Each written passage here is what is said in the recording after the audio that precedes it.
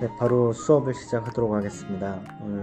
오늘 할 내용은 우리가 간단한 산화환원 문제를 한번 풀어보려고 합니다. 제가 간단하게 예시를 가지고 왔는데, 산화환원에서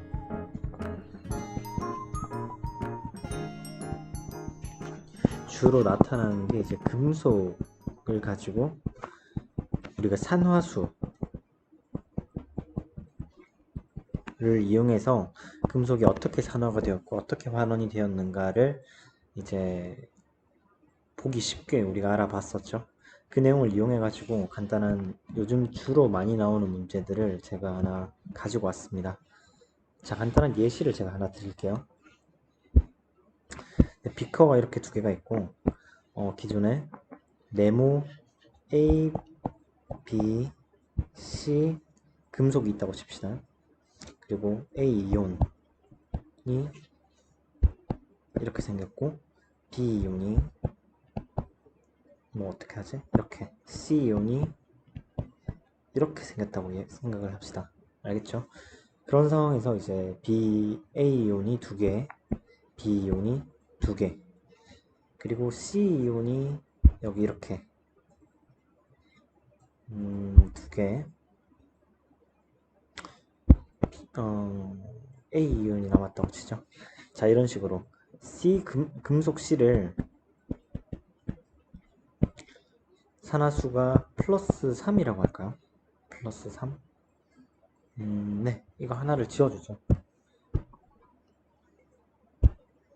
자, 이런 식으로 기존에 A 이온과 B 이온이 두 개씩 있는 상황에서 금속 C 이온을 넣어 주었더니 금속 C 이온이 산화가 되면서 이렇게 수용액 속에 이온으로 C 이온으로 이렇게 존재하는 것을 볼 수 있고, 그리고 어느 정도 이제 기존에 가지고 있던 A 이온과 B 이온이 환원이 되어서 남아있는 이온은 B 이온 하나밖에 없는 상황을 이렇게 예시를 들었습니다. 이게 첫 번째 단계, 두 번째 단계고요. 중간에 금속 C를 넣은 상황이죠. 이 상황에 대해서 이제 여러분들이 어떻게 계산을 하고 문제를 푸는가, 그리고 주로 어떤 식으로 문제를 물어보는가에 대해서 제가 이야기를 해드리려고 합니다. 이때 기존에 이제 금속 C가 산화수가 플러스 3이다, 플러스 3까지 가능하다 라고 이렇게 제시가 될 겁니다. 이걸 보고 우리가 거기서 예측을 해서 이제 해당 A 금속과 B 금속의 산화수를 우리가 구할 수 있고요. 그 다음 총 어떻게 무엇이 더 산화가 더 잘 되는지를 우리가 알아보려고 합니다. 첫 번째가 우리가 여기서 알아야 할 게 산화 환원에서 산화가 무엇인가? 그쵸? 산화는 전자를 잃는 반응입니다. 그리고 환원은 전자를 얻는 반응이죠. 보통 우리 산화수법을 공부를 하게 되면 기존에 제가 저번 강의에서도 이야기를 했었는데, 산화수법을 공부하게 되면 산화를 일으키는 걸 가지고 이제 우리가 산화수로 표현을 하게 되면 플러스 전하를 띈다고 합니다. 이제 나타낼 때 플러스 전하로 나타내고요. 그리고 환원이 되는 경우는 마이너스 전하를 나타내죠. 간단하게 전자를 잃었기 때문에 그 전자를 잃은 만큼 산화수로 플러스로 전하가 생긴다고 생각하시면 되고, 그 다음 전자를 얻었으니까 우리 전자가 음전하를 띠죠. 그래서 전자를 얻은 만큼 마이너스 전하를 띈다고 여러분들이 생각하시면 될 것 같습니다. 네, 따라서 기존에 제가 아까 문제 가지고 온 거를 이제 바로 다시 돌아가서 이야기를 해보면, 주어진 게 금속 C가 플러스 3의 산화수를 가질 수 있다고 이야기를 해요. 그 말은 즉슨 지금 이온화가 되어 있는 이 C 이온은 플러스 3의 산화수를 가지고 있다는 소리입니다. 그쵸? 플러스 3의 전하를 띠면서 기존에 이제 전자를 줘야 하는 상황이죠.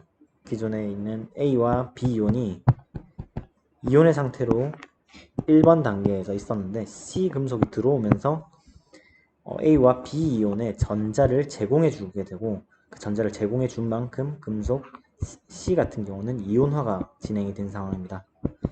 따라서 이온이 돼 있는 화합물인 금속 C 이온은 현재 플러스 3가 이온으로 전자를 3개를 잃은 상황이고요.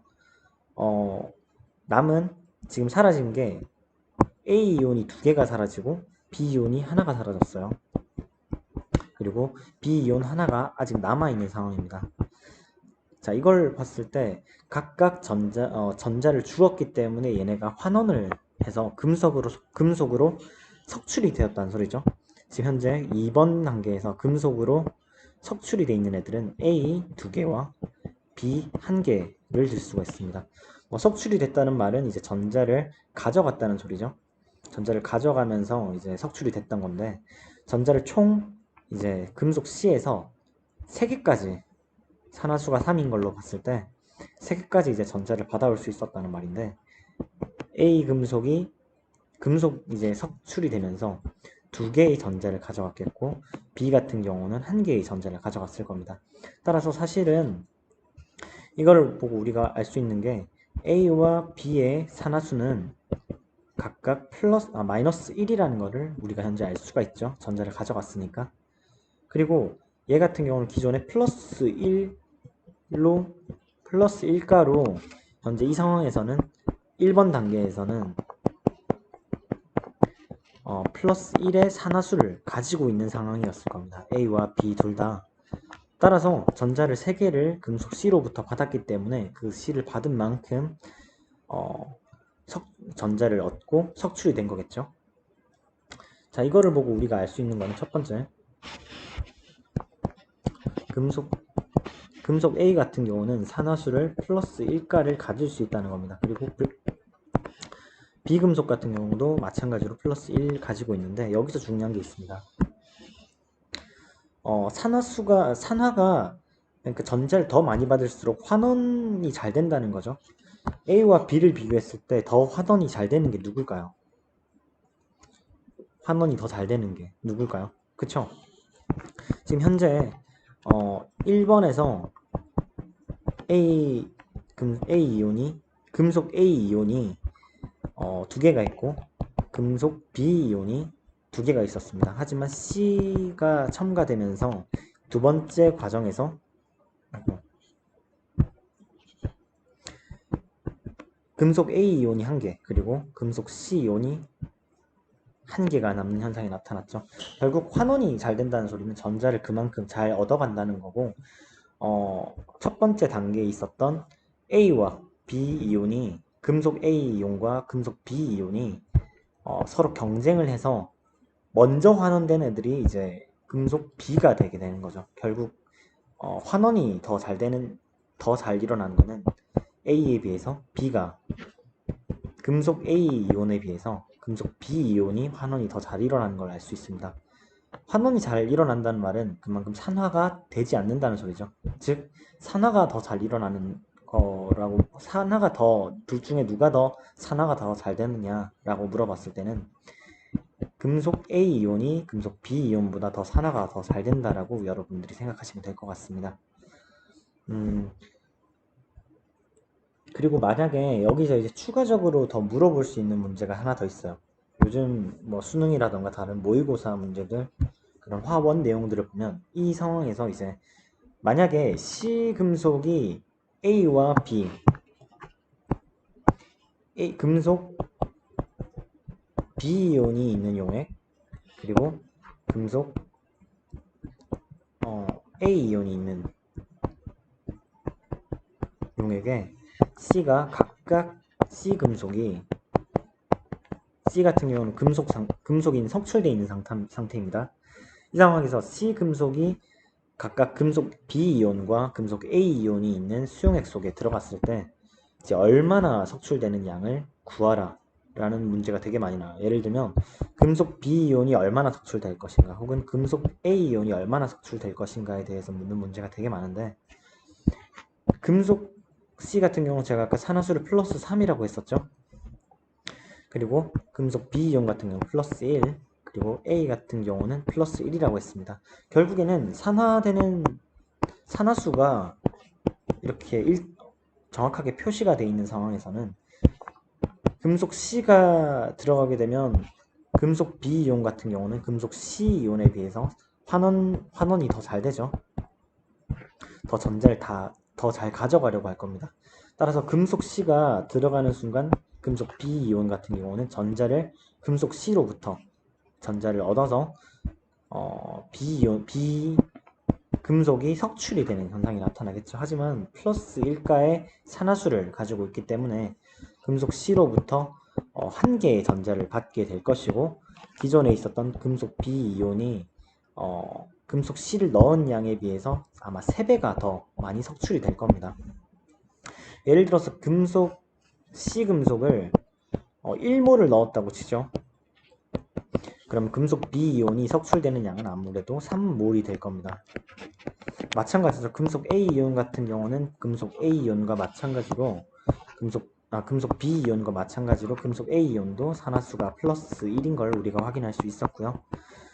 금속 B 이온과 마찬가지로 똑같이 3몰이 나타날 겁니다. 왜냐하면 금속 C가 3가의 산화수를 가지고 있기 때문에 전자를 최대 1개씩 받고, 금속 C 같은 경우는 전자를 한 원자당 금속 원자 하나당 3개의 전자를 줄 수가 있는 상황이기 때문에 금속 원자 하나가 1몰이 들어가게 되면 해당되는 금속 A 이온에서 3몰이 석출이 될 수 있다는 것을 우리가 알 수가 있죠. 주로 이런 식으로 B의 문제를 주로 많이 냅니다. 산화환원 반응에서 제일 첫 번째로 우리가 요즘 나오는 추세로는 산화환원의 크기를, 산화수를 비교해서 무엇이 더 산화가 더 잘 되느냐 이렇게 물어볼 수 있어요. 하지만 산화수가 크다고 해서 산화환원이 더 잘 되는 개념은 여러분들이 없었으면 좋겠습니다. 방금도 비교를 해서 알다시피 1번 단계와 2번 단계에 석출되거나 혹은 이온으로 생성이 된 금속 이온들의 개수를 보시고 여러분들이 어떤 게 더 반응성이 좋은지를 여러분들이 구분할 수 있어야 합니다. 주로 이런 식으로 실제적인 나트륨이라던가 마그네슘 혹은 니켈, 구리, 또 뭐가 있을까요? 크롬, 그리고 여러 가지 금속이 있는데, 이런 금속을 실질적으로 이렇게 이야기를 안 하고 A, B, C 이온 혹은 A, B, C 금속이라고 이렇게 이야기를 한 다음에 문제를 이렇게 이어나가는 경우에 문제가 되게 많이 나오고 있어요. 따라서 여러분들이 산화가 무엇이 더 잘 된다라고 외우는 것보다 오히려 이렇게 서로 상관관계를 문제 안에서 풀어가는 식의 문제가 많이 나오니까 여러분들이 그런 거를 이제 푸는 연습을 해야 할 것 같아요.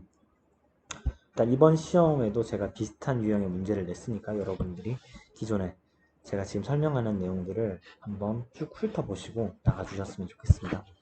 이렇게 비교를 하는 문제 되게 중요하니까 여러분들이 공부하셨으면 좋겠습니다. 네, 오늘 수업은 일단 여기서 그치고요.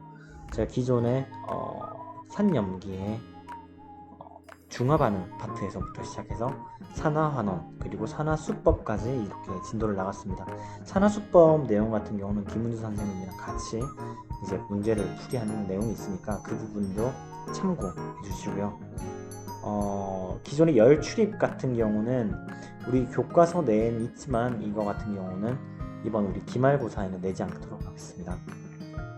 물론 문제가 이제 수능에 나온다고 해도 문제가 정말 쉽게 나오는 파트고, 계산 문제로 어렵게 내게 되면 이게 연력학으로 넘어가서 화2의 내용까지 함께 가는 내용이다 보니까 수능에서도 화1 내용 안에서는 그 문제를 어렵게 내기가 어려운 상황이에요.